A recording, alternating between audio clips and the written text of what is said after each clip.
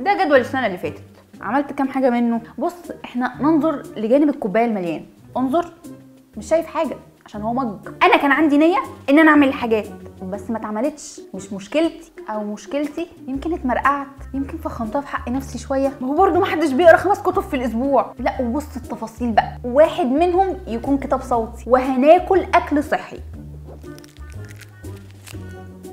هناكل اكل صحي، ده لازم ضروري. هوضح لك الموضوع بشكل ابسط. عارف ماي بوكس بتاع بيتزا هات؟ انا بقيت في شيب البوكس الحمد لله، قدر ولطف، يكفيني شرف المحاوله. السنه دي بقى انا قررت اعمل جدول قابل للتنفيذ، وكمان يكون مرن ستريتشنج، ومش هقول لحد عليه، مش عشان الحسد،